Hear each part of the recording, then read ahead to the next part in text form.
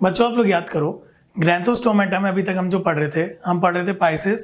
Pisces के बाद जो दूसरा आता है दैट इज टेट्रापोडा। टेट्रापोडा के अंदर हमें क्या क्या पढ़ना है देखो, एम्फीबिया, रेप्टिलिया, एविस और मैमेलिया। तो सबसे पहले हम जो पढ़ना स्टार्ट करेंगे बच्चों, उसका नाम क्या होगा, एम्फीबिया। क्लियर है? तो क्लासिफिकेशन एक बार दोबारा से देख लेना। हम लोग टेट्रापोडा पढ़ रहे हैं, टेट्रापोडा में 4 आते हैं, उसमें से पहला हम पढ़ना स्टार्ट करें, उसका नाम क्या है, एम्फीबिया। क्लियर है? अब आगे बढ़ते हैं। सबसे पहले इस वर्ड को समझो, है ना बच्चों। याद करो पाइसेस जो था वो कहाँ था, पानी के अंदर था। उसमें एक डिप्नोई था, उन्होंने बाहर आने की कोशिश की मगर ज्यादा सक्सेसफुल नहीं है ना। तो ये ऐसे थे जिन्होंने पहली बार पानी से बाहर आने की हिम्मत दिखाई, मगर इनसे कुछ गलतियां हुई कि बाहर ज्यादा सक्सेसफुल नहीं हुए।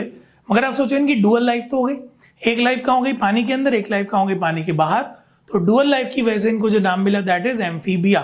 तो देखो एम्फी का मतलब क्या होता है, डुअल। बायोस का मतलब क्या होता है, लाइफ। तो डुअल लाइफ है तो एम्फीबिया।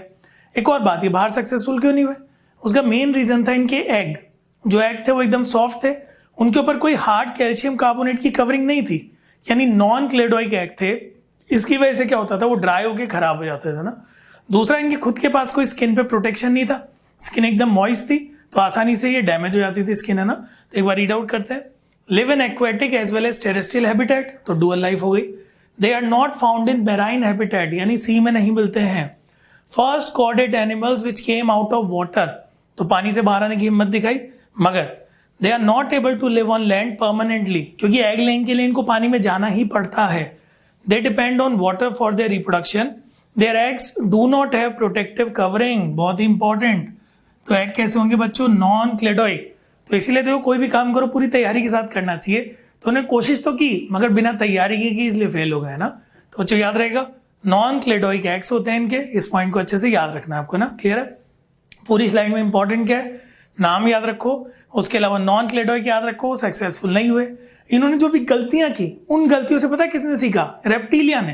वो पूरी तैयारी के साथ बाहर आए और सक्सेसफुल हो गए। तो ये बात आपको याद रखनी है ना। आगे बढ़े। बॉडी, बात जो याद करो, फिशेस के अंदर जैसे हमने डिवाइड किया था ना, यहाँ भी ऐसा ही होगा ना। तो बॉडी को कैसे डिवाइड किया देखो, हेड, ट्रंक, टेल। टेल हो भी सकती है, नहीं भी हो सकती है ना। तो body can be divided into 2 और 3 पार्ट्स। तो देखते जाओ, हेड है, ट्रंक है, टेल हो भी सकती है, नहीं भी हो सकती है, मगर अभी तक नेक का फॉर्मेशन नहीं हुआ। नेक का फॉर्मेशन किससे होगा, रेप्टिलिया से होगा ना। तो याद रखना है इस बात को। आगे देखो बच्चों, यहाँ पे एक जनरलाइज डायग्राम दिखाया हुआ है। ये हेड आपको दिख रहा है, आईज विथ आईलिड, ये एनसीईआरटी का पॉइंट है ना। तो याद रखना, आईज साथ में क्या होती है, आईलिड्स होती है। नॉस्ट्रिल आपको दिख रहा है, माउथ आपको दिखाई दे रहा है। ये फोर लिम्ब है, वो हाइंड लिम्ब है। आगे कितनी डिजिट होती है, 4, पीछे कितनी होती है, 5, और इनके अंदर नेल्स तो प्रेजेंट नहीं होती है ना। ठीक है। टिम्पैनम रिप्रेजेंट द ईयर, यानी एक्सटर्नल ईयर नहीं है, टिम्पैनम है वो ईयर को रिप्रेजेंट कर रहा है। ट्रंक आपको दिखाई दे रही है। क्लोइका, कॉमन चेम्बर होता है, उसको क्लोइका कहते हैं, आगे हम डिस्कस करेंगे। स्किन, ये इंपॉर्टेंट है ना, मॉइस्ट होती है, ध्यान सुनना बच्चों, मॉइस्ट होती है, विदाउट स्केल। तो देखो लैंड पे सर्वाइव करने में इनको ये भी दिक्कत आ सकती है, कोई प्रोटेक्शन नहीं है। ग्लैंड्स प्रेजेंट होती है, तो वो क्या करती है, स्किन को मॉइस्ट बना के रखती है। मेटाक्रोसिस क्या होता है, कलर चेंजिंग फिनोमेना होता है, जो एम्फीबियंस और रेप्टाइल्स में होता है ना। तो आपको क्या करना है, मेन मेन फीचर याद रखने हैं। नेक एब्सेंट होती है, एनसीईआरटी का पॉइंट याद रखो। आईज होती है विथ आईलिड्स, क्लियर है। डिजिट आपको पता है। स्किन वाला पॉइंट बच्चों थोड़ा इंपॉर्टेंट है। मॉइस्ट होती है, विदाउट स्केल होती है, ग्लैंड्स प्रेजेंट होती है, जो इसको मॉइस्ट बना के रखते हैं ना। क्लियर है? बढ़े आगे। ये फिर से वही पॉइंट रिपीट हो रहा है, मैंने कहा था ना इंपॉर्टेंट है ना। Numerous glands are found for moistening the skin, क्योंकि क्यूटेनियस रेस्पिरेशन के लिए ना। तो बहुत सारी ग्लैंड होती है जो स्किन को मॉइस्ट बना के रखती है।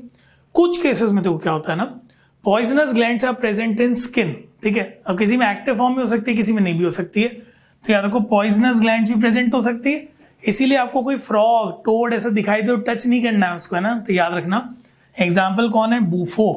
तो देखो ये स्किन है, स्किन के ऊपर एक ग्लैंड दिखाई दे रही है, उभरी उभरी ऐसे, है ना। तो बूफो एक एग्जाम्पल है, पॉइजन ग्लैंड प्रेजेंट होती है, याद रहेगा, सिंपल सा है, स्किन मॉइस्ट है ना।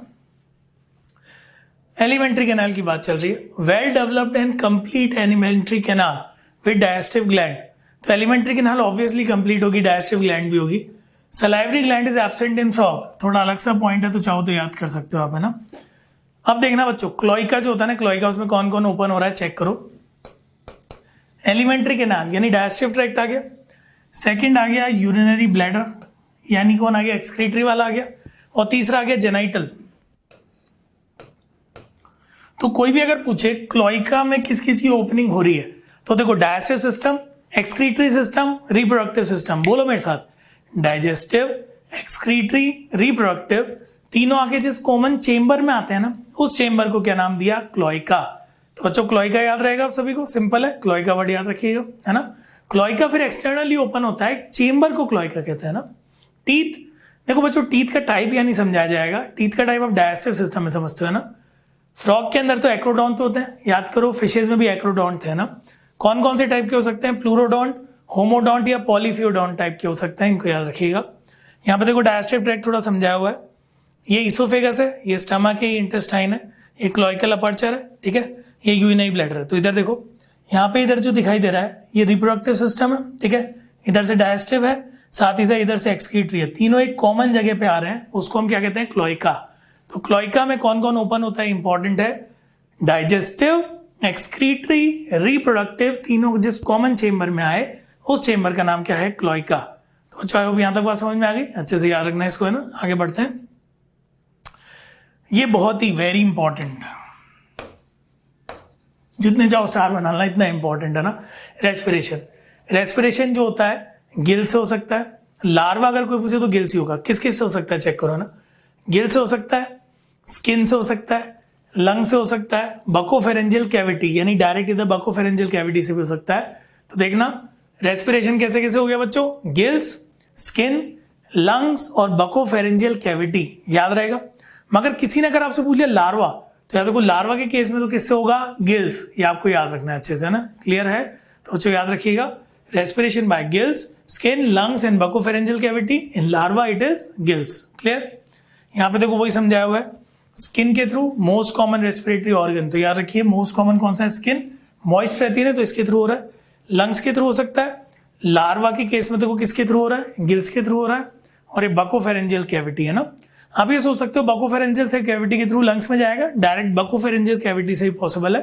तो डायग्राम से समझाया हुआ है, क्वेश्चन अगर कोई बनाना चाहे तो डायरेक्ट बना सकता है, या ये आपसे पूछा जा सकता है लार्वा के केस में, ना, क्लियर है, समझ में आ गई इतनी बात, ठीक है। आगे बढ़ते हैं, हार्ट, चलो मुझे बताओ फिशेज में कैसा था, 2 चेम्बर्ड, तो यहाँ कैसा हो गया 3 चेम्बर्ड, है ना। तो heart is 3 chambered, 2 atrium and 1 ventricle हो चुका है, ठीक है।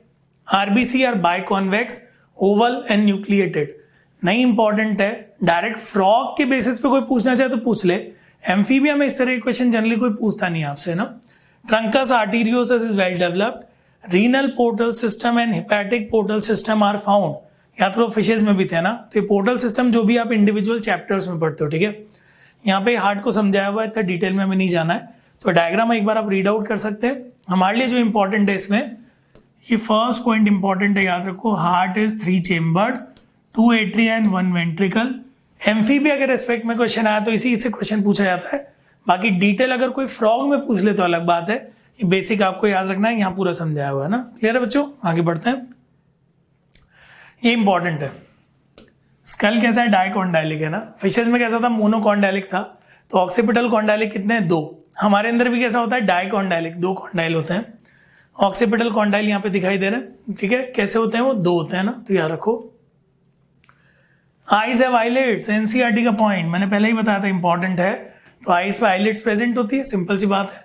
ओनली 1 ईयर ऑसिकल, उसका नाम क्या होता है, स्टेप से होने को तो कोलुमेला कहते हैं ना, is present in the middle ear. Tympanum represents the year, तो यहाँ पर भी ईयर को रिप्रेजेंट कर रहा है कौन है, टिम्पैनम। वो ज्यादा इंपॉर्टेंट नहीं है, ये इंपॉर्टेंट है। तो टिम्पैनम रिप्रेजेंट द ईयर, इसको अच्छे से याद रखिए बच्चों, ये टिम्पैनम है, ईयर को रिप्रेजेंट करता है ना। ये कौन है, फ्रॉग, पता है आपको। क्रेनियल नर्व मैंने बताया था, राम, रेप्टाइल्स, एवीज और मैमल उनमें 12 पेयर, जो फिशेज है और एम्फीबिया इनमें 10 पेयर, ठीक है। क्रेनियल नर्व क्या होती है तो पता है ना, जो ब्रेन से राइज होती है। लेटरल लाइन सेंसरी सिस्टम किस में प्रेजेंट होगी, देखो लार्वल स्टेज में, है ना। तो फिशेज में थी ना, यहाँ भी लार्वा में। Lateral line sensory system is found only in larval stage, याद रहेगा। Excretory organ, kidney, 1 pair, origin के बेसिस पे उसको मीजोनेफ्रिक बोल दिया, ठीक है। यूरियोटेलिक होते हैं, बट देखो ध्यान सुनना बच्चों, है ना, दोबारा से रिपीट कर रहा हूँ, जनरली कोई पूछे तो आपको यूरियोटेलिक बताना, मगर टेल्ड एम्फीबियन और जो लार्वा होते हैं ना वो अमोनोटेलिक होते हैं ना। तो जनरल कोई पूछे तो यूरियोटेलिक बताओ, टेल्ड एम्फीबियन या लार्वा पूछे तो वो मोनोटेलिक होते हैं। तो इस तरीके से क्वेश्चन में वेरिएशन लाया जा सकता है। तो बच्चों हम क्या पढ़ रहे हैं, टेट्रापोडा, उसमें हम क्या पढ़ रहे हैं, एम्फीबिया। एम्फीबिया में क्या होती है, डुअल लाइफ होती है, ये याद रहेगा आप सभी को ना। पॉइकिलोथर्मल होते हैं, मतलब कोल्ड ब्लडेड होते हैं, बॉडी टेम्परेचर को रेगुलेट नहीं कर पाते हैं। हाइबरनेशन एंड एस्टिवेशन है ना, इसको समझो। हाइबरनेशन आपको पता ही है, बहुत ज्यादा ठंड होती है तो क्या करते हैं, अपने मेटाबॉलिज्म को एकदम स्लो डाउन कर लेते हैं, इतना कर लेते हैं कि सर्वाइवल हो, ठीक है। तो विंटर्स में अगर ऐसा होता है तो उसको हाइबरनेशन कहते हैं, समर्स में अगर ऐसा होता है उसको एस्टिवेशन कहते हैं। ये सर्वाइवल का तरीका है ना, ठीक है। सेक्सेस आर सेपरेट, ये तो पता ही होगा, फीमेल मेल अलग होते हैं ना, ठीक है। Next fertilisation. बच्चों फर्टिलाइजेशन के लिए तो आपको चार्ट प्रिपेयर करना पड़ेगा, देखते जाओ। फर्टिलाइजेशन एक्सटर्नल होता है, पानी के अंदर होता है, याद रखो। इनको रिप्रोडक्शन के लिए यानी कि एग लेइंग के लिए इन सब के लिए पानी में जाना ही पड़ता है, ओके। तो fertilization is external and takes place in water. Some animal show internal fertilization, कुछ केसेस में इंटरनल भी हो सकता है। They are oviparous, lay eggs in water. तो ओवीपेरस है और एग लेइंग के लिए कहाँ जाना, देखो रिप्रोडक्शन के लिए पानी में जाना जरूरी है ऐसा नहीं है, एग लेइंग के लिए इनको पानी में जाना जरूरी है, याद रखना है ना। एक फ्रॉग दिखा रखा है, ये एग्स दिखा रखे हैं उसके साथ में। तो इस पूरे में इंपॉर्टेंट पॉइंट क्या हो गया, ले एग्स इन वाटर। बाहर ले क्यों नहीं कर सकता, नॉन क्लेडोइक है, बाहर क्या हो जाएंगे, ड्राई होके खराब हो जाएंगे ना। डेवलपमेंट इनडायरेक्ट, तो इसका मतलब लार्वा प्रेजेंट होगा ना। तो देखो इधर टेडपोल लार्वा इन फ्रॉग, ओके याद रखना। टेडपोल इससे पहले कहाँ आया था बच्चों, याद करो, यूरोकॉर्डेटा में भी आया था टेडपोल, है ना, ठीक है। एक्सोलॉटल लार्वा किसमें होता है, सैलेमेंडर में होता है। तो सैलेमेंडर में एक्सोलॉटल लार्वा है और फ्रॉग में कौन सा है, टेडपोल लार्वा। क्लियर है, आगे बढ़ते हैं। एग्जाम्पल, ज्यादा एग्जाम्पल है नहीं इसमें। तो राना आपको पता है कौन होता है, फ्रॉग होता है। इक्थियोफिस, देखो जनरली तो लिम्ब होते हैं ना, इक्थियोफिस जो होता है वो लिम्बलेस एम्फीबियन होता है। तो इसको याद रखना, लिम्बलेस है, अलग कोई दे दे आपको। उसके अलावा देखो बच्चों कौन कौन से एग्जाम्पल है चेक करो। ये हाइला दिख रहा है, ट्री फ्रॉग होता है।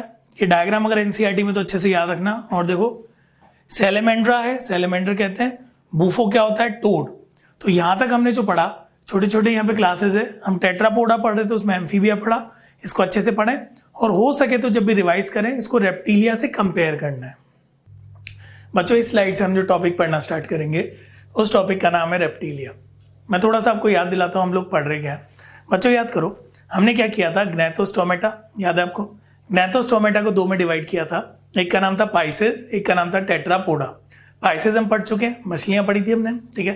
टेट्रापोडा के अंदर फर्स्ट हमने जो पढ़ा था उसका नाम क्या था बच्चों, एम्फीबिया। एम्फीबिया के बाद हम जो पढ़ेंगे उसका नाम क्या है, रेप्टिलिया, ठीक है। अब एम्फीबिया और रेप्टिलिया को थोड़ा सा रिलेट करते हैं, कैसे रिलेट कर सकते हैं मैं आपको बताता हूँ, सुनना है ना। एम्फी मतलब क्या होता है, डुअल, और बिया मतलब लाइफ, है ना।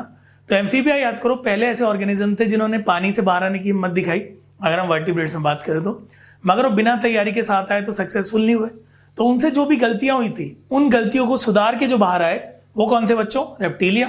और ये बात बहुत सक्सेसफुल है, ठीक है। अब उनसे क्या गलतियां थी मैं याद दिलाया था। एम्फीबिया की पहली दिक्कत, उनके जो एग्स थे कैसे थे, नॉन क्लेडोइक।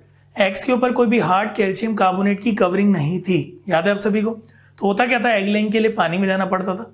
लैंड पे अगर एग ले किया तो वो क्या होंगे, सूख के खराब हो जाएंगे ना। एक छोटी सी दिक्कत और थी, ज्यादा इंपॉर्टेंट तो नहीं मान सकते, उनकी स्किन कैसी थी, कोई प्रोटेक्शन नहीं था, मॉइस्ट थी, एकदम सॉफ्ट डेलिकेट थी, तो आसानी से डिस्ट्रॉय डैमेज हो सकती है ना। इन सारी कमियों को पूरा किसने किया, रेप्टिलिया। सबसे इंपॉर्टेंट इनके जो एग्स होते हैं कैल्शियम कार्बोनेट की कवरिंग होती है, यानी क्लेडोइक होते हैं। उनके लिए इनको वाटर में जाने की जरूरत नहीं है, लैंड पे भी उनको ले किया जा सकता है और वो खराब नहीं होते। सेकेंड, इनकी स्किन कैसी होती है, एकदम प्रोटेक्टेड होती है, उसमें बोनी स्क्यूट्स होते हैं, स्केल्स होते हैं, कॉर्निफाइड होती है ना। तो ये सारी चीजें इनके पास होती है, इसीलिए बहुत ही सक्सेसफुल होते हैं ना। सबसे पहले हम क्या करते हैं, इसका वर्ड मीनिंग समझते हैं। जो रेप्टिलिया वर्ड है इसका मतलब होता है टू क्रीप और क्रॉल। देखो आपने क्रॉलिंग या क्रीपिंग वर्ड सुना, क्रॉलिंग तो आपको पता ही होगा, ऐसे क्रॉल करते हैं ना, छोटा बच्चा क्रॉल कर रहा है। या फिर क्रीपिंग का मतलब एक ऐसा मूवमेंट होता है जिसमें कोई आवाज नहीं हो रही है ना। स्नेक होता है, आपके पास आ गया आपको पता भी नहीं लगा, तो एक ऐसा मूवमेंट जिसमें कोई साउंड प्रोड्यूस नहीं हो रही, एकदम साइलेंट जो मूवमेंट होता है, उसके लिए टर्म यूज हुआ है क्रीप और क्रॉल, वहीं से इसको नाम मिला रेप्टिलिया। याद रहेगा बच्चों। अब आगे पढ़ते हैं। सबसे पहले इसकी स्टडी, इसको हम हेर्पेटोलॉजी कहते हैं, ये आपको पता ही है। फर्स्ट सक्सेसफुल टेरेस्ट्रियल एनिमल, देखो इनवर्टिब्रेट की जब बात की थी तब तो मोस्ट सक्सेसफुल कौन थे, आर्थ्रोपोडा।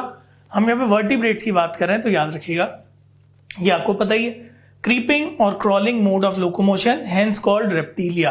तो बच्चों इस स्लाइड के अंदर इंट्रोडक्शन है, इंट्रोडक्शन इज ऑलवेज इंपॉर्टेंट, तो अच्छे से याद रखेंगे इसको, है ना। ठीक है, आगे बढ़ते हैं। मोस्टली टेरेस्ट्रियल होते हैं, आपको पता ही है ज्यादातर तो टेरेस्ट्रियल होते हैं, मगर एक्वाटिक भी हो सकते हैं। नेक्स्ट देखो, body is divided into 4 parts, head, neck, trunk and tail. बच्चों अगर आपको याद हो, अभी हमने जो पढ़ा था पाइसेस, एम्फीबिया, उनमें नेक नहीं थी, मगर यहाँ पे नेक प्रेजेंट है। तो सबसे पहले देखो हेड दिखाई दे रहा है, फिर उसके बाद नेक है, ये ट्रंक है, लास्ट में कौन है, टेल। तो नेक का फॉर्मेशन तो यहीं पे हुआ, उससे क्या हुआ, हेड का मूवमेंट प्रॉपर हो गया एक, तो है ना। तो 4 वर्ड याद रखो, head, neck, trunk and tail. Mostly कैसे होते हैं बच्चों, टेरेस्ट्रियल, कुछ कैसे होते हैं, एक्वाटिक। समझ में आ गई बात, सिंपल है। अब आगे बढ़ते हैं। स्किन मैंने आपको पहले ही बता दिया था, यहाँ पे कुछ पॉइंट्स रिपीट हो रहे हैं, तो मेन पॉइंट पे आते हैं। स्किन कैसी होती है, देखो dry, cornified, rough and non glandular. ठीक है, तो मेन पॉइंट आपको याद रखना है। ड्राई होती है, कॉर्निफाइड, कॉर्निफाइड का मतलब क्या होता है, केराटिनाइजेशन सुना, केराटिनाइजेशन का जो फाइनल रिजल्ट होता है ना, उसको हम कॉर्निफाइड कहते हैं, तो याद रखिएगा। साथ ही साथ रफ और नॉन ग्लैंडुलर होती है, तो आपको याद रखना है, ये पॉइंट सेम है। उसके अलावा याद रखो, स्केल्स कहते होते हैं बच्चों, एपिडर्मल स्केल्स होते हैं, स्क्यूट्स होते हैं, बोनी स्क्यूट भी प्रेजेंट हो सकते हैं। ये सारी चीजें अगर आपको देखनी है तो आप स्नेक की स्किन देख सकते हो। सबसे इंपॉर्टेंट जो आपको याद रखना है, क्रोकोडाइल की स्किन याद करो कैसी होती है ना। तो कुछ और भी एग्जाम्पल दे रखे हैं, तो इतना आपको याद रखना है। सिंपल सी स्लाइड है, ज्यादा कुछ है नहीं, सिंपल। आगे बढ़े। देखो जो स्नेक होते हैं, साथ ही साथ जो लिजर्ड होती है, वो अपनी स्किन की एक लेयर को उतार देती है ना। हिंदी में हम बोलते हैं कैचुअली बदलना, सुना होगा आपने। तो अपनी स्किन की जो ऊपर वाली लेयर होती है, उसको एक कास्ट की तरह उतार दिया जाता है। तो एनसीईआरटी की लाइन इसलिए हमारे लिए इंपॉर्टेंट है, तो याद रखिएगा, snakes and lizards shed their scales as skin cast, और उसके नीचे नए स्केल्स आ जाते हैं उनमें ना। क्लियर है बच्चों, यहां तक बात समझ में आई, सिंपल से याद रखिएगा। नेक्स्ट अगर हम बात करें तो लिम्स की बात करते हैं ना। लिम्स व्हेन प्रेजेंट, ऐसा क्यों लिखा है, क्योंकि कुछ केस ऐसे भी होते हैं जहां लिम्ब प्रेजेंट नहीं होते, जैसे कि स्नेक है ना। तो देखिएगा, limbs when present are 2 pair, 2 pair में होते हैं। In these animals each limb has 5 digits. याद करो एम्फीबिया में ऐसा नहीं था, 4 और 5 थी, है ना। तो इनमें ईच लिम्ब अगर प्रेजेंट है तो 5 डिजिट होगी। साथ ही साथ देखो नेल्स कैसे होंगे, ईच डिजिट हैज इनकर्व्ड नेल्स, यानी अंदर की तरफ ऐसे मुड़े हुए नेल्स प्रेजेंट होते हैं, तो ये आपको याद रखना है ना। ठीक है, नेक्स्ट देखो, कंप्लीट एनिमेट्री कैनाल इज फाउंड, इसमें तो कोई दिक्कत ही नहीं है। दीज एनिमल्स के अंदर क्लोइका प्रेजेंट होता है ना। तो देखो, a complete alimentary canal is found in these animals, okay, which opens into cloaca. अब ये आगे भी आएगा, मैं आपको यही समझाया था ना।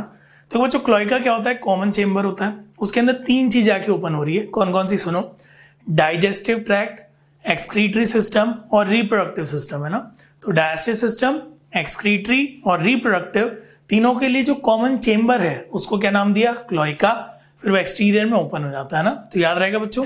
तो अभी तक क्या इंपॉर्टेंट था, 5 डिजिट, मगर याद रखना ऐसा भी हो सकता है कि उसमें लिम्स ही ना हो, है ना, वो भी पॉसिबल है। होंगे तो 5 डिजिट होगी, इनकर्व्ड नेल्स होंगे, क्लोइका प्रेजेंट होगा ना। टीथ की अगर बात करें तो बच्चों देखो, टीथ के डिफरेंट टाइप पॉसिबल है यहाँ पे, है ना। होमोडोंट हो सकते हैं, पॉलीफियोडोंट हो सकते हैं, मोस्टली प्लूरोडोंट होते हैं, और कुछ केसेस में एक्रोडोंट या थीकोडोंट भी हो सकते हैं। तो ऐसे इंडिविजुअली आपको याद रखने की जरूरत नहीं है, और टीथ के टाइप आपको डायस्टेम में पढ़ा दिए जाते हैं ना। क्लियर है बच्चों। नेक्स्ट एक जनरलाइज डायग्राम बताया हुआ है, ये नॉस्ट्रिल है, ट्रैकिया है, इसोफेगस है, लंग्स आपको दिखाई दे रहे हैं क्योंकि ब्रीदिंग किसके थ्रू होती है, लंग्स के थ्रू, है ना। लिवर दिखाई दे रहा है, स्टमक दिखाई दे रहा है, पेनक्रियास, ये इंटेस्टाइन, क्लोइका। यहाँ पे सिर्फ डाइजेस्टिव सिस्टम दिखाया हुआ है, बाकी सिस्टम नहीं है। आगे हम देखेंगे क्लोइका में कौन कौन आके ओपन होता है, वो हम आगे डिस्कस करेंगे ना। क्लियर है बच्चों, आगे बढ़े। रेस्पिरेशन की अगर बात करें, इंपॉर्टेंट है तो गलती मत करना, हमेशा लंग से होगा, है ना। गिल्स विल्स नहीं लाने इसके अंदर, लंग से होगा, चाहे एक्वाटिक फॉर्म हो तो भी लंग से होगा।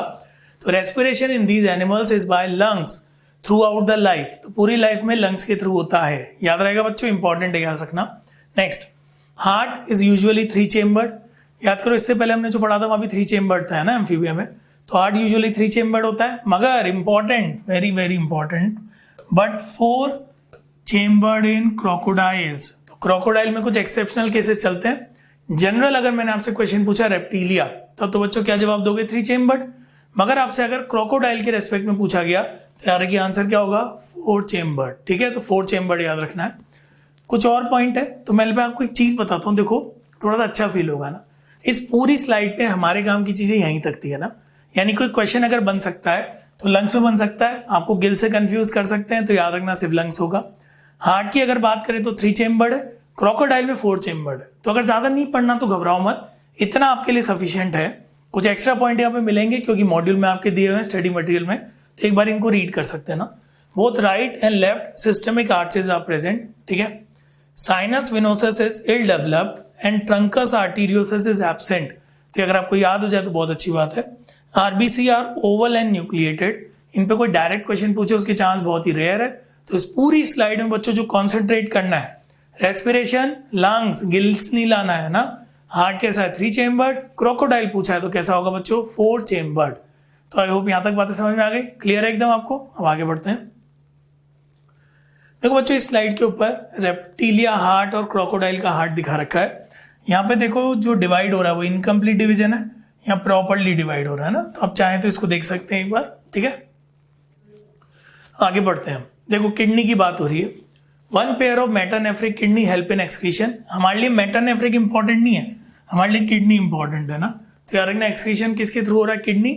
ओरिजिन के बेसिस पे उसको मेटानेफ्रिक बोला है, तो इसमें परेशान मत हो। सिंप्लीफाई रखो चीजों को क्योंकि आपको बहुत सारा पढ़ना है और एंड तक उन चीजों को याद भी रखना है। तो सिंपल पढ़ो, बार बार रिवाइज करो, है ना। तो बच्चों याद रखना kidney help in excretion, clear है। Next point, these animals are uricotelic. तो कोई दिक्कत ही नहीं है। और यूरिकोटेलिक से फायदा क्या होता है? उसके एक्सक्रीशन के अंदर कम वाटर की जरूरत पड़ती है ना। अमोनिया जो होता है उसके एक्सक्रीशन में बहुत ज्यादा वाटर की जरूरत पड़ती है, तो वाटर को कंजर्व करते हैं। यहाँ पे एक डायग्राम दिया हुआ है, देख लो। मेटानेफ्रिक किडनी है, यूरेटर है, ब्लैडर है, क्लोइका है। तो क्लोइका के अंदर कौन कौन ओपन हो रहा है एक एक करके बता रखा है। याद करो, पहले डायजेस्टिव सिस्टम था, यहाँ पे एक्सक्रीटरी सिस्टम है, साथ में रिप्रोडक्टिव सिस्टम भी होगा। तो तीनों आके ओपन होंगे इसमें ना। क्लियर है बच्चों? सिंपल। तो पूरी स्लाइड में इंपॉर्टेंट एक वर्ड है हमारे लिए किडनी, साथ में एक और वर्ड इंपॉर्टेंट है यूरिकोटेलिक। बढ़े आगे बच्चों, सिंपल। स्कल की अगर बात करें, देखो स्कल कैसा है? Monocondylic and ribs are present. Monocondylic का मतलब ऑक्सीपिटल कॉन्डाइलिक कितना है? 1। तो देखो बच्चों याद करते हैं ना। Pisces, Amphibia, Reptilia, Aves, mammals, इन सब की अगर बात करें तो सबसे पहले 2 याद कर लो, एम्फीबिया और मैमल्स। दोबारा बोल रहा हूं, कौन से बोलो? एम्फीबिया और मैमल्स दोनों में होता है डाइकॉन्डाइलिक। कैसा होता है बोलो? डाइकॉन्डाइलिक। बाकी जितने भी बच गए उनमें मोनोकॉन्डाइलिक होता है। तो दोबारा रिवाइज करो मेरे साथ। डाइकॉन्डाइलिक किस किस में? एम्फीबिया और मैमल्स। बाकी सब में कैसा है बच्चों? मोनोकॉन्डाइलिक। हो गया यार, simple. They do not have external ear opening. देखो टिम्पेनम रिप्रेजेंट द ईयर, तो जो ईयर को रिप्रेजेंट कर रहा है वो कौन होता है? टिम्पेनम। दिखाई दे रहा है आपको, है ना। तो ये जो टिम्पेनम होता है ईयर को रिप्रेजेंट करता है, ये बात आपको याद रखनी है। क्लियर है? यहां तक समझ में आ गया? आगे बढ़ते हैं। ये मैंने आपको बताया था, आराम से हमने याद किया था। रेप्टाइल्स, एव्स और मैमल, 12 पेयर क्रेनियल नर्व्स। तो देखो there are 12 pair of cranial nerve in these animals. याद हो जाएगा, total 24। At the roof of buccal cavity, ये इंपॉर्टेंट है बच्चों, है ना। At the roof of buccal cavity, देखो ये माउथ है, माउथ में ऊपर की तरफ, बकल कैविटी में ऊपर। देखो यहाँ ये जो दिखाई दे रहा है ना, इसका नाम होता है जेकब्सन्स ऑर्गन। ये तो टंग आपको दिखाई दे रही है। तो इतना याद रखिए, जेकब्सन्स ऑर्गन प्रेजेंट होता है, किससे रिलेटेड होता है? स्मेल। स्मेल के लिए कौन सा वर्ड आता है? ऑल्फैक्टरी। तो याद रहेगा बच्चों। तो सिंपल सा एक बार रिवाइज करते हैं। 12 पेयर क्रेनियल नर्व, आराम से याद किया, रेप्टिलिया, एविस और मैमल्स, ठीक है। जेकब्सन्स ऑर्गन प्रेजेंट होता है roof of buccal cavity. Simple सा याद रखो, किससे रिलेटेड होता है? ऑल्फैक्शन, है ना। अब आप ये आर्ग्यू कर सकते हो सर हमें तो ये डिटेल में पढ़ना है, जेकब्सन ऑर्गन, है ना। बच्चों आप सोच के देखो, इस पूरे चैप्टर से, पूरी जो एनिमल डाइवर्सिटी है और पूरे से इस बार 4 क्वेश्चन पूछे गए थे, बिल्कुल स्ट्रेट फॉरवर्ड क्वेश्चन थे। तो इतना भी अगर आपको पता है तो मोर देन इनफ है। एग्जाम में आपको नाम भी याद आ जाए और ये भी याद आ जाए ना किस में होता है, तो भी सफिशिएंट है। डिटेल कोई नहीं पूछता आपसे, तो याद रहेगा सभी को। तो यार कि जेकब्सन ऑर्गन किससे रिलेटेड है? ऑल्फैक्टरी फंक्शन है, यानी स्मेल को सेंस करता है। क्लियर है? समझ में आ गई इतनी बात? अब आगे बढ़ते हैं। अब देखिए ये पॉइंट कई बार हम डिस्कस कर चुके हैं, देखते हैं ना। सुनो, genital aperture is not separate from anus, क्योंकि क्लोइका होता है इसमें ना। तो ये देखो जो मैं बता रहा था, ureter, genital duct, alimentary canal, open into what? Cloaca. तो इसका मतलब क्या है? देखो क्लोइका एक चेम्बर है, उसमें कौन कौन ओपन हो रहा है? सबसे पहले एक्सक्रीटरी सिस्टम, फिर रिप्रोडक्टिव सिस्टम, फिर डाइजेस्टिव सिस्टम, तीनों आए एक कॉमन चेम्बर में आए, उसका नाम क्या है, क्लोइका, फिर वो एक्सटीरियर में ओपन हो गया ना, तो 3 याद हो गए, कई बार रिपीट हो गया। सेक्सेस आर सेपरेट, ऑब्वियस सी बात है, तो दीज आर यूनिसेक्सुअल एनिमल है ना, ठीक है। फर्टिलाइजेशन इज इंटरनल, तो बच्चों देखो इसमें स्ट्रेट फॉरवर्ड है, फर्टिलाइजेशन इंटरनल होती है। 1 और 2 पेनिस, हेमी पेनिस कहते हैं उसको, ठीक है, याद रखिएगा। Is found in male animal as copulatory organ, copulation में हेल्प करता है, हेमी पेनिस याद रखो। दे आर ओवीपेरस, तो कोई डाउट ही नहीं है, सीधा सीधा ओवीपेरस याद रखो, एग ले करते हैं। और सबसे इंपॉर्टेंट पॉइंट जो हम पहले पढ़ चुके हैं, एग्स आर लेदरी एंड क्लेडोइक, देखो आप देख सकते हो एग्स दिख रहा है, और क्लेडोइक का मतलब क्या होता है, कैल्शियम कार्बोनेट की प्रॉपर कवरिंग प्रेजेंट होती है। तो आई होप बच्चों यहाँ तक की बातें क्लियर है, याद रहेगा आप सभी को, है ना। आगे बढ़े, देखो एक वर्ड यहाँ पे आ रहा है, थोड़ा थोड़ा आप इससे रिलेटेड रिप्रोडक्टिव सिस्टम एम्ब्रियोलॉजी में पढ़ते हो, यहाँ भी पढ़ते हैं ना। This class is grouped under Amniota group, है ना, तो एमनियोटा ग्रुप में इसको रखा हुआ है। क्यों रखा हुआ है, उसका रीजन क्या होगा अभी देखेंगे, इधर देखिएगा।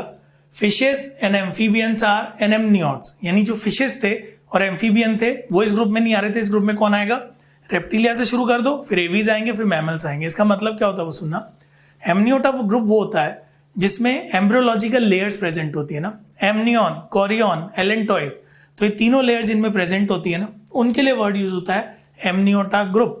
तो उसको भी आप आराम से याद कर सकते हो, रेप्टाइल्स, एवीज और मैमल, इन दोनों में एब्सेंट होती है, सिंपल है, याद रहेगा बच्चों। आगे बढ़ते हैं ना, कोल्ड ब्लडेड है, पॉइकिलोथर्मल है। इसके बाद हम जो पढ़ेंगे ना, एवीज पढ़ेंगे, वहां से क्या हो जाएंगे, वार्म ब्लडेड हो जाएंगे ना, ठीक है। तो कोल्ड ब्लडेड होते हैं, the body temperature vary according to the climate, यानी बाहर का जैसा टेम्परेचर है खुद का वैसा हो जाता है, खुद डायरेक्ट अपने टेम्परेचर को कंट्रोल नहीं कर पाते हैं ना। डेवलपमेंट इज डायरेक्ट, ठीक है, लार्वल स्टेज इज एब्सेंट, बच्चों इसमें लार्वा मत लगा देना मर्जी से, है ना, तो लार्वल स्टेज एब्सेंट होती है। Parental care is present in this class, यानी केयरिंग जो होती है वो प्रेजेंट होती है ना। तो सिंपल सा है, पूरे में कुछ इंपॉर्टेंट टर्म है इतने से पेज में, तो एमनियोटा ग्रुप याद रखो, कोल्ड ब्लडेड याद रखो, लार्वल स्टेज क्या होती है, एब्सेंट होती है, पेरेंटल केयर इज प्रेजेंट। समझ में आ रही बात, सिंपल है, कोई दिक्कत तो नहीं है। क्या पढ़ रहे हैं बच्चों हम, तो ऊपर देख लिया करो, रेप्टिलिया पढ़ रहे हो, है ना। बढ़े आगे, अब आ चुके हैं एग्जाम्पल। इधर क्या लिखा हुआ है, एग्जाम्पल लिखा हुआ है, देखो क्या क्या दिख रहा है आपको। सबसे पहले टेस्टुडो दिख रहा है, टॉर्टोइस, ठीक है, मुंह करता हुआ दिख रहा है, पत्ते खा रहा है। नेक्स्ट है चेलॉन, टर्टल, तो जो एनसीईआरटी के याद रखना, वो जो दिखने में एक जगह दिखते हैं, तो याद रखना जो एनसीईआरटी का डायग्राम है वो किसका डायग्राम है, टर्टल, याद रखिए ना। नेक्स्ट देखो कुछ एनसीईआरटी के डायग्राम में कुछ जनरल है। कैमेलियन क्या होता है बच्चों, ट्री लिजर्ड होता है, तो उसको लिख लिख के याद करना आपको, है ना। जो गार्डन लिजर्ड होता है उसको कैलोटिस कहते हैं। उसके बाद हेमीडेक्टाइलस जो होता है वो क्या होती है, वॉल लिजर्ड। तो 3 नाम दिए हुए हैं लिजर्ड के अंदर, tree lizard, garden lizard, wall lizard, chameleon, Calotes, Hemidactylus, याद रहेगा बच्चों। देखिए क्रोकोडाइल की अगर बात करें, एनसीईआरटी का डायग्राम है, तो बच्चों याद रखना है क्रोकोडाइल है। दिस इज एलिगेटर, एलिगेटर को एलिगेटरी कहते हैं। दिस इज गैवियालिस, घड़ियाल जिसको कहते हैं। देखो इसका आगे की पार्ट जो होता है ना, एकदम ऐसा थिन सा होता है, टेपरिंग टाइप का होता है ना। तो याद रखिए क्रोकोडाइल, एलिगेटर और घड़ियाल, ठीक है, याद रहेगा। आगे बढ़ते हैं। नेक्स्ट अगर हम बात करें, देखो इधर पॉइजनस स्नेक लिखा हुआ है ना, जो पॉइजनस होते हैं। देखो हो सकता है आपके स्टडी मटेरियल में, मॉड्यूल में कुछ एक्स्ट्रा पॉइंट भी हो, तो जब आपका सिलेबस कंप्लीट हो जाए, आप एक्स्ट्रा पढ़ना चाह रहे हो तो पढ़ सकते हो। एग्जाम पॉइंट ऑफ व्यू लिए बहुत ज्यादा इंपॉर्टेंट तो नहीं है ना, ठीक है बच्चों। देखो सबसे पहले कौन है, नाजा। नाजा, नाजा आपको पता है, कोबरा जो होता है खतरनाक होता है ना, ठीक है। नेक्स्ट जो आता है वाइपेरा, वाइपर कहते हैं इसको। ऐसे कोई डायग्राम देखिए पहचानने को नहीं कहेगा, मगर एनसीईआरटी का डायग्राम पूछ सकते हैं आपसे, है ना। तो याद रखना एनसीईआरटी के डायग्राम की नेमिंग आपको पता होना जरूरी है। उसके बाद कौन है, बंगारूस क्रेट कहते हैं इसको, ना, कोई दिक्कत ही नहीं है, तो ये इंपॉर्टेंट है। लास्ट में अगर हम आए बच्चों, तो देखो इनके नाम क्या है, नॉन पॉइजनस स्नेक है, पहली बात तो, है ना। अभी तक क्या चल रहे थे, पॉइजनस। ये पाइथन है, अजगर जिसको कहते हैं। नेक्स्ट जो है एरिक्स, दुमुही सांप, ओके। और लास्ट में जो दिख रहा है रेड स्नेक। तो मैं फिर से बोलूंगा, जब भी पढ़ो थोड़ा कंपेयर करते हुए पढ़ोगे तो बहुत बढ़िया रहेगा। तो एम्फीबिया, रेप्टिलिया, इनको कंपेयर करो। और सबसे इंपॉर्टेंट एनसीईआरटी के एग्जाम्पल याद होने बहुत ही जरूरी है बच्चों। आप याद करो, अभी तक हम जो पढ़ रहे थे, हम लोग पढ़ रहे थे ग्नैथोस्टोमेटा।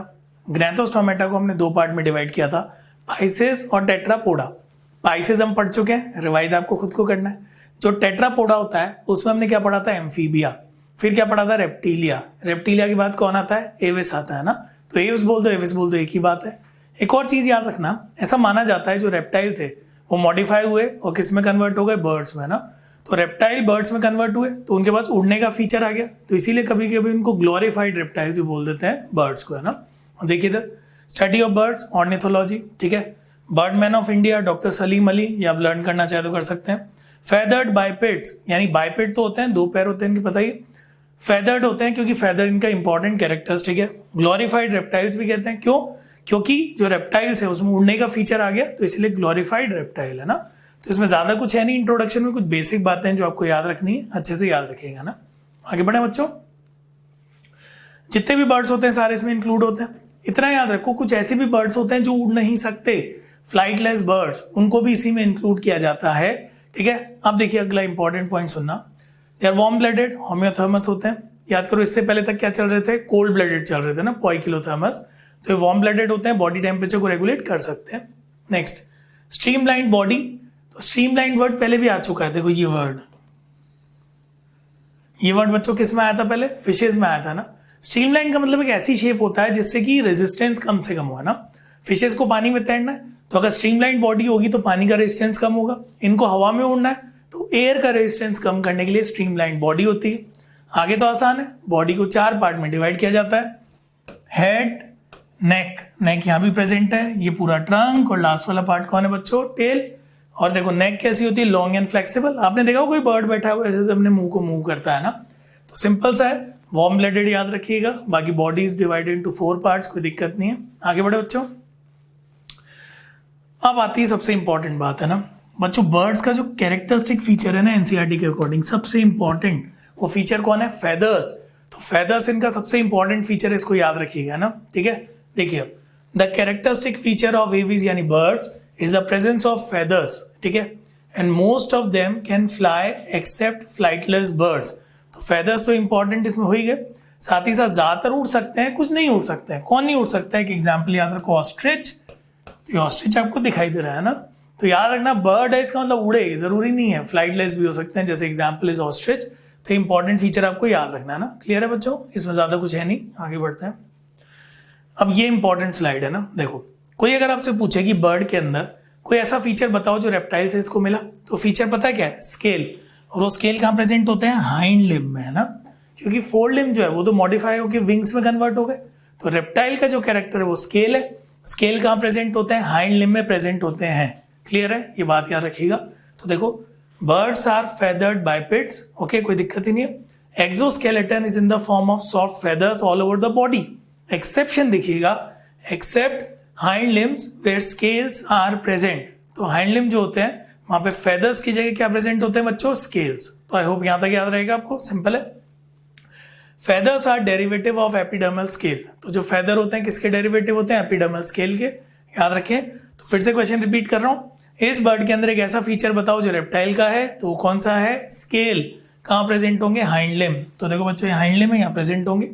बाकी कुछ जनरल नेमिंग है, ये बीक होती है यानी चोंच है, ये फेदर होते हैं ना, क्लियर है। आगे बढ़े, स्किन ये इंपॉर्टेंट है। कोई आपसे पूछे बर्ड की स्किन कैसी होती है, ड्राई होती है ना, नॉन ग्लैंडुलर होती है। सुनने में अजीब लगेगा मगर सच है ना।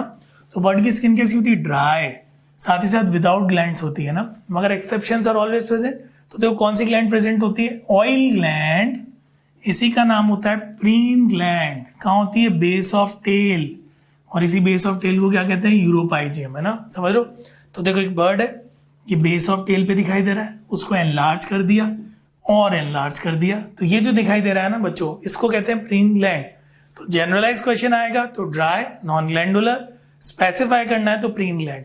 एक चीज सुनो, शायद कभी ऑब्जर्व किया हो, किसी बर्ड को कभी देखा हो, वो बैठा हुआ है, कुछ नहीं कर रहा, टाइम पास कर रहा है, वो क्या करता है, बार बार अपनी जो बीक होती है उसको टेल से टच करता है, ऐसे ऐसे, फिर फेदर्स पे रब करता है। तो एक्चुअल में क्या कर रहा है, यहाँ से ऑयल ले रहा है, उसको अपने फेदर्स पे लगा रहा है ना। तो याद रहेगा, इंपॉर्टेंट स्लाइड है बच्चों, अच्छे से याद रखना है इसको। आगे बढ़े, नेक्स्ट देखो, फोर लिम्ब आपको पता ही है किस में मॉडिफाई हो चुके हैं, विंग्स के अंदर, है ना, और हाइंड लिम्ब तो है। तो fore limbs with 3 digits are modified into wings, help in flying. ये 3 डिजिट याद रहे तो अच्छा है, नहीं तो कोई दिक्कत नहीं है। देखो फ्लाइंग करते हुए दिख रहे हैं। हाइंड लिम्ब 4 क्लॉड डिजिट्स, ठीक है, स्केल्स फाउंड। हमारे लिए इंपॉर्टेंट चीज ये सब है ना, 2 चीजें याद रखो, ठीक है। पहला याद रखो, फोर लिम्ब किस में मॉडिफाई हो गए, विंग्स, और दूसरा याद रखो हाइंड लिम्ब में क्या होते हैं, स्केल। कितने डिजिट होते हैं वो हमारे लिए ज्यादा इंपॉर्टेंट नहीं है, तो बेसिक आइडिया आपको याद रखना है ना। क्लियर है बच्चों, याद रहेगा, इंपॉर्टेंट चीजें याद रखिएगा। आगे बढ़े। नेक्स्ट जो आता है, देखो बच्चों एक बार रीड आउट करते हैं फिर समझाऊंगा ना। Hind limbs are best adapted for sitting on branches, branch पे बैठे हुए हैं, कुछ नहीं करना इनको है ना, ऑफ ट्रीज, फॉर पर्चिंग और clasping, for walking on the land और for swimming in the water. तो हाइंड लिम्ब के क्या क्या यूज होते हैं वो हम डिस्कस कर रहे हैं। देखिए सिटिंग, बैठे हुए हैं, सिटिंग है तो पकड़ के बैठे हुए हैं, ठीक है। वॉकिंग, एक बार होता है बर्ड्स उड़ते हैं मगर हमेशा थोड़ी उड़ते हैं, कभी कभी लैंड पे चलते भी तो है, तो वॉकिंग में हेल्प करती है, तो याद रखना है आपको है ना। उसके अलावा देखिए पर्चिंग, तार होता है ना तार, उस तार को ऐसे पकड़ के, ऐसे जो पकड़ के बैठा हुआ है ना उसी के लिए वर्ड यूज होता है पर्चिंग, तो जो पर्चिंग वर्ड आपको याद रहेगा। पर्चिंग के लिए और क्या बोला हुआ है, क्लैस्पिंग, ऐसे क्लैस्पिंग है ना। लास्ट में स्विमिंग, स्विम भी तो कर सकते हैं ना, तो 4 याद रखो, सिटिंग, पर्चिंग, वॉकिंग, स्विमिंग। ये अगर आपको एनसीईआरटी में ना मिले तो समरी में ढूंढिएगा, हो सकता है समरी में मिल जाए। तो 4 इसके फंक्शन दे रखे हैं बच्चों, अच्छे से याद रखिएगा, सिंपल है। आगे बढ़ते हैं। अब देखो यहाँ पे थोड़ा सा टीथ इन सब के बारे में बता रखा है कि होते नहीं होते है ना। टीथ आर एब्सेंट, क्यों उन सब की बात करें, क्योंकि डाइजेस्टिव सिस्टम पढ़ रहे हैं ना। देखो teeth are absent in the jaws, यानी जॉ में टीथ नहीं होते, और जॉ किस में मॉडिफाई हो गए, बीक। तो teeth are absent in jaws, jaws are modified into horny beak, clear है। additional chambers in digestive tract, the crop and gizzard, तो additional chambers होते हैं जैसे crop and gizzard, ठीक है। pigeon और crop milk is secreted by both the sexes, crop product कहते हैं। एक और 3 chambered cloaca is present। अब क्या क्या बातें हो रही है यहाँ पे देखो है ना। सबसे पहले इंपॉर्टेंट लाइन है ये, additional chambers in the digestive tract, the crop and the gizzard, ये हमारे लिए इंपॉर्टेंट है, क्रॉप एंड द गिजर्ड है ना। तो देखो इधर ये माउथ है, ये इसोफेगस है, पहला एडिशनल चेंबर कौन सा आ गया, क्रॉप। ये जो प्रोवेंट्रिकुलर दिख रहा है ना ये वाला है ना, इतना याद रखो, इसको हम स्टमक भी बोल सकते हैं। नेक्स्ट जो एडिशनल चेंबर है वो गिजर्ड। तो एनसीईआरटी की लाइन याद रखो, डाइजेस्टिव सिस्टम में 2 एडिशनल चेंबर प्रेजेंट होते हैं, एक होता है क्रॉप और एक कौन होता है, गिजर्ड, याद रहेगा। 1-2 बातें और है छोटी छोटी।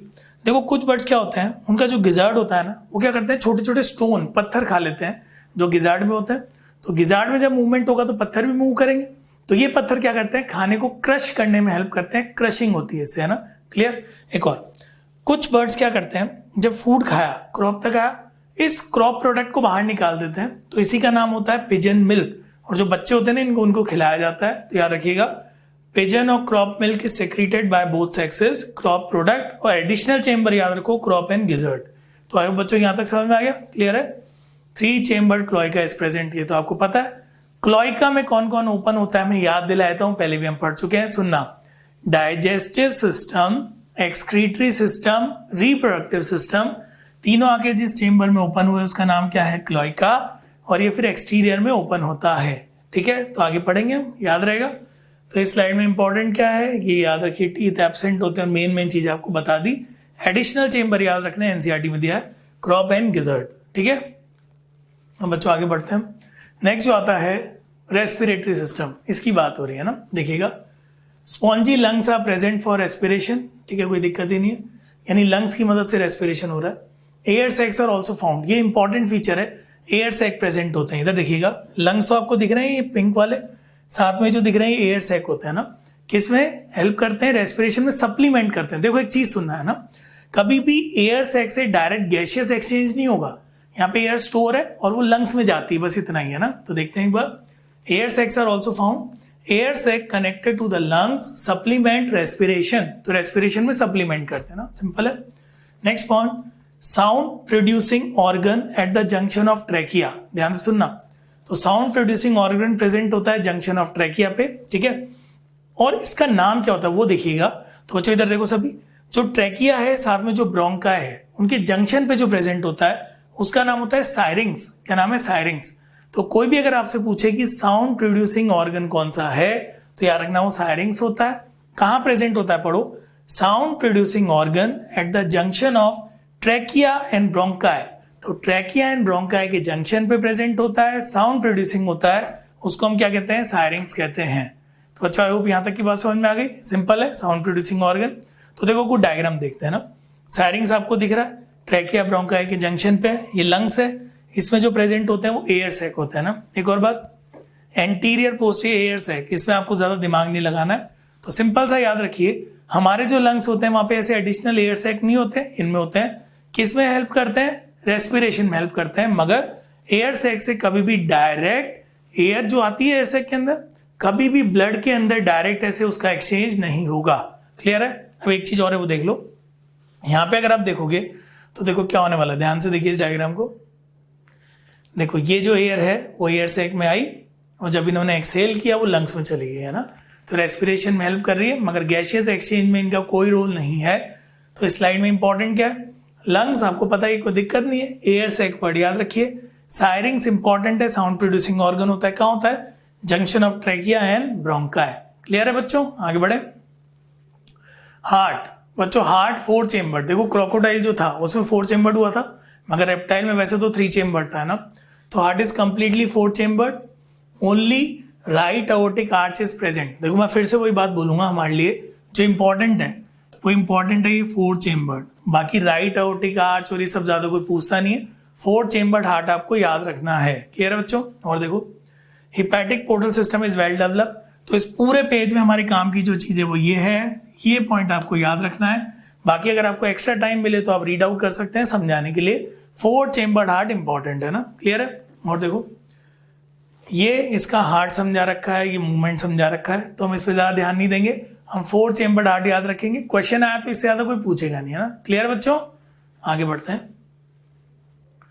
नेक्स्ट जो आता है ये थोड़ा इंपॉर्टेंट पार्ट है ना, स्केलेटल सिस्टम की बात हो रही है। एक बात बताओ, बर्ड्स को उड़ना है, अगर उनकी हड्डियां एकदम भारी भारी होगी तो उड़ने में दिक्कत आएगी ना। तो हड्डियों को क्या किया? खोखला कर दिया अंदर से ना, न्यूमेटिक बोन। देखो endoskeleton is fully ossified, bony होता है। Long bones are hollow pneumatic bones, ताकि उड़ने में आसानी हो, हल्के होंगे तभी तो उड़ेंगे। तो देखो ऐसी दिखाई देती है, हॉलो होती है अंदर से, खोखली होती है ना।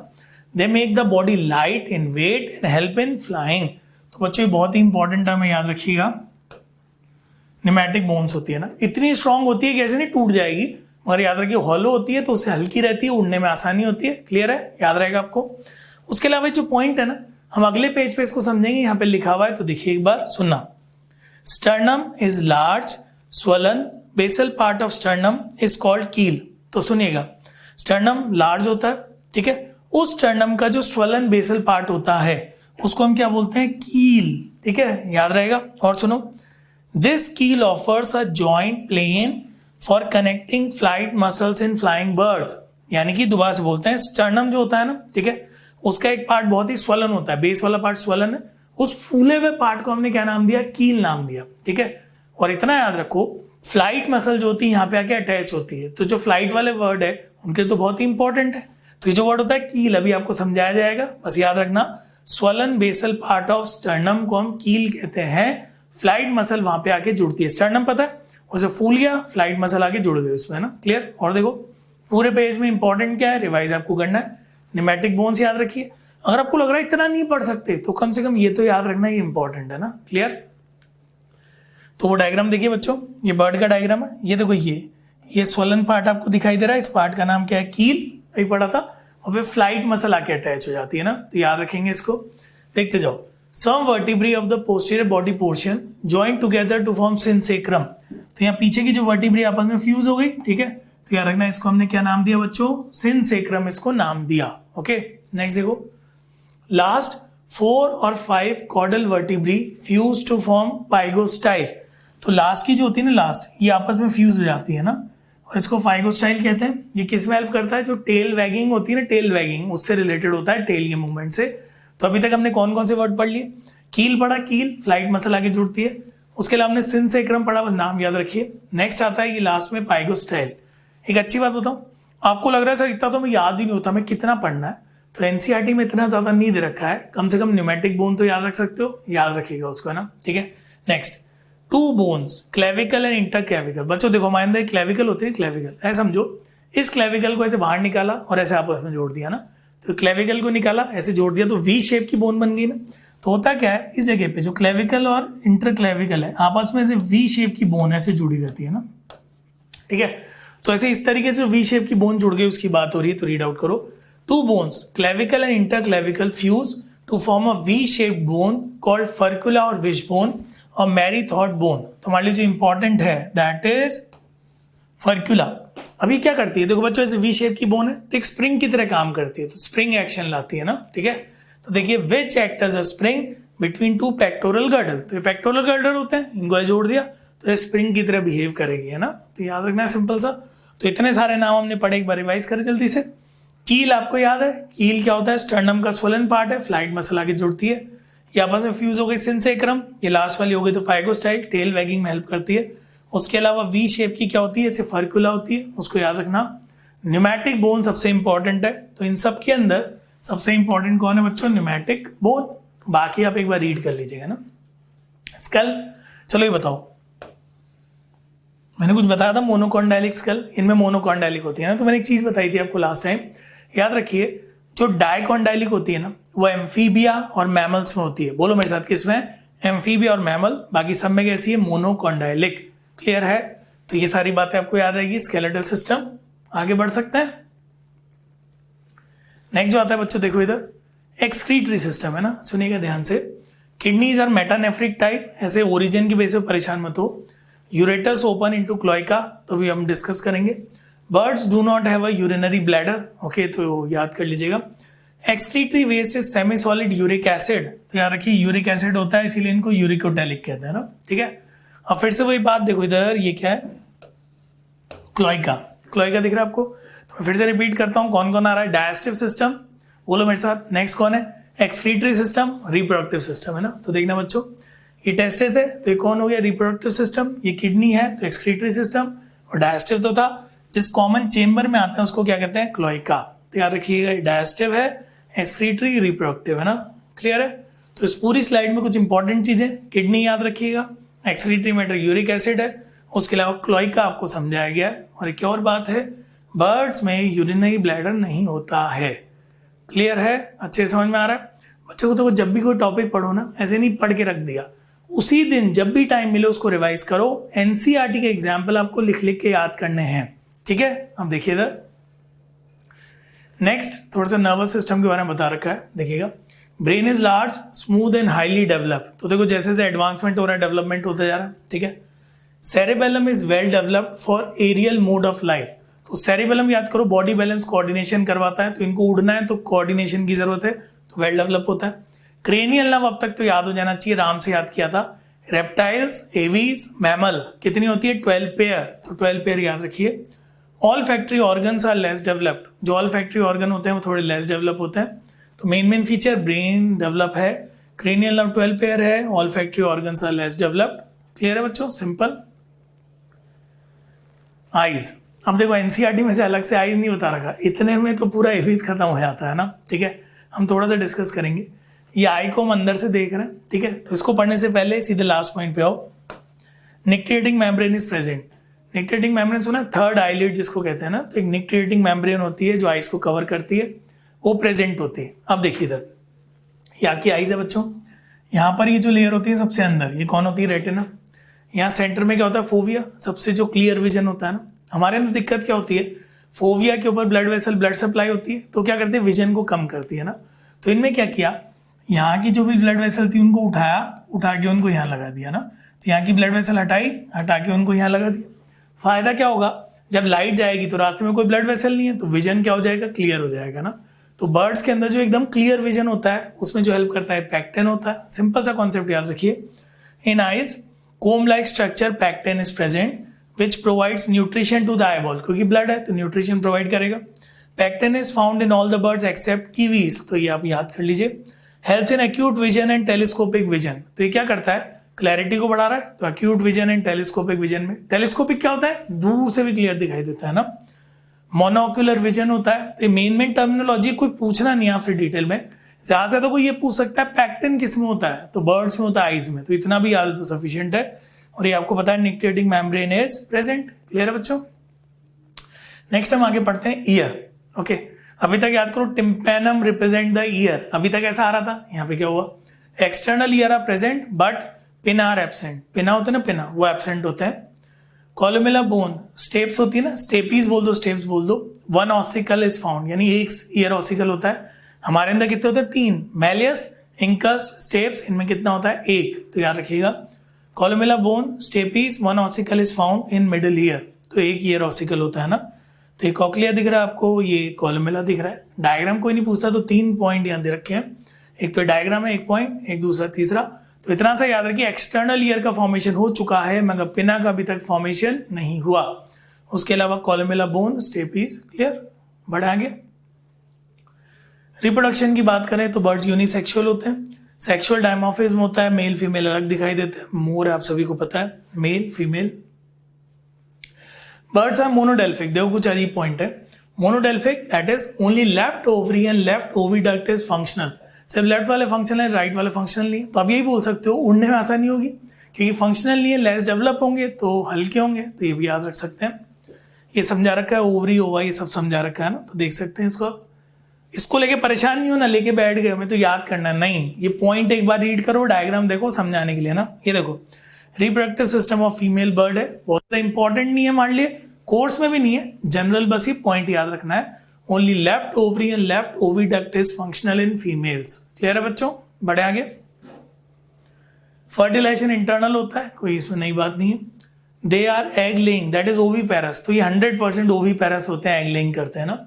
डेवलपमेंट इज डायरेक्ट, तो कोई लार्वल स्टेज सुना है कभी किस बर्ड का लार्वा, नहीं ना। एग्स आर क्लिडोइक, तो क्लिडोइक आएगा, प्रॉब्लम तो सॉल्व हो चुकी है, क्लिडोइक वाली है ना। एम्ब्रियोनिक मेम्ब्रेन्स आर प्रेजेंट, मैंने बताया था ना, ठीक है। So birds are included under group Amniota, तो एमनियोटा ग्रुप में इनको इंक्लूड किया। और किसको किया था, रेप्टीलिया, तो यार वो Reptilia, aves, mammals. Amnion, Korean, allantois होती है ना। Parental care is well marked, तो बहुत सारे पॉइंट याद करो, इसमें आए थे रेप्टीलिया, वो रिपीट हो रहे हैं। Archaeopteryx, missing link between reptile and birds, इसके बारे में आप ओरिजिन एवोल्यूशन में पढ़ते हो, तो यार को आर्कियोप्टेरिक्स जो होता है ना, बहुत सारे फीचर बर्ड्स के हैं, रेप्टाइल्स के हैं, मगर वो एक्सटिंक्ट हो चुका है, इसीलिए उसको क्या नाम दिया गया, missing link between reptiles and birds. ये आपको अपने मॉड्यूल या स्टडी मटेरियल में मिल जाएगा, नहीं तो ओरिजिन एवोल्यूशन में पढ़ाया जाता है आपको, है ना। ठीक है बच्चों, एग्जाम्पल आ चुके हैं, फिर से वो बात रिपीट करूंगा, हर बार रिपीट करूंगा। एनसीईआरटी के जो एग्जाम्पल है उन पे ज्यादा फोकस करना है, क्लियर है। देखते जाओ। कॉर्वस क्या होता है, क्रो। कोलंबा क्या होता है, पिजन, ओके पता होगा। सेटागुला क्या होता है, पैरट। पावो क्या होता है, पीकॉक। नियोफ्रॉन की अगर बात करें तो वल्चर है। सूथियो क्या होता है, ऑस्ट्रिच होता है। उसके बाद देखो बच्चों कुछ एग्जाम्पल और है। पेंगुइन आपको दिखाई दे रहा है, हमिंग बर्ड स्मॉलेस्ट होता है, कोयल आपको दिखाई दे रहा है। तो एनसीईआरटी के एग्जाम्पल पढ़ो और एनसीईआरटी के जो डायग्राम है उन पे अच्छे से फोकस करना है।